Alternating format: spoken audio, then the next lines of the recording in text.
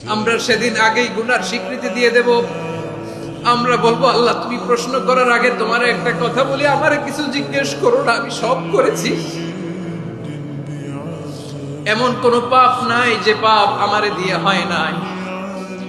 তোমার রহমত দিয়ে তুমি জান্নাতে পাঠাবা, তোমার দয়ায় জান্নাতে যেতে চাই, আমল দিয়ে না। পারবেন বলতে? কিয়ামতের দিন আমরা বলবো, আল্লাহ আমার আমল দিয়ে জান্নাত চাই না, আমি তোমার দয়া দিয়ে জান্নাত চাই।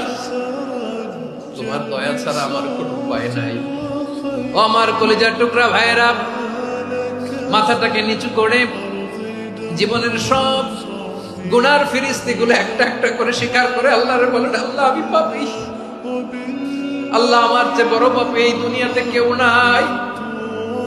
আকাশের নিচে জমিনের উপরে আমার চেয়ে বড় পাপী কেউ নাই। একটা একটা করে আমরা স্বীকার করি আমি পাপী, সব পাপের স্বীকৃতি দিলাম। আল্লাহ তাআলা যদি দয়া করে আমাদেরকে মাফ না করে, আমাদের বাঁচার কোনো উপায় নাই। আপনি কি ভেবেছেন আপনার নামাজ দিয়ে আপনি জান্নাতে যাবেন? আপনি তাহাজ্জুদ গুজার, সেজদা দিতে দিতে কপালে দাগ ফেলেছেন, এটা আপনারা জান্নাতে নেবে না।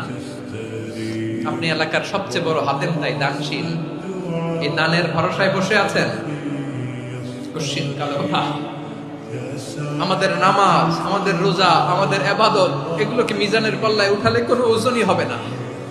তবে আমাদের একটা কৌশল জানা আছে, আমরা আল্লাহর রহমতের ভিখারি। কারণ আল্লাহ যদি বিচার করে, বাঁচার কারো উপায় নাই। আল্লাহ যদি বলে ফেলেন তুই এটা করলি কেন, ওখানে গেলি কেন, কোরআনে 1000 বার নিষেধ করলাম তারপরেও এই পাপে জড়ালি কেন, এরকম প্রশ্ন ছুড়ে দিলে আমার উত্তর আছে? বাঁচার কোনো উপায় আছে? আপনার আমল দিয়ে জান্নাতে যাবেন। কি দিয়ে যাবেন? আল্লাহর দয়া দিয়ে। আল্লাহর রহম আর দয়া ছাড়া কেউ জান্নাতের চেহারাও দেখতে পাবে না।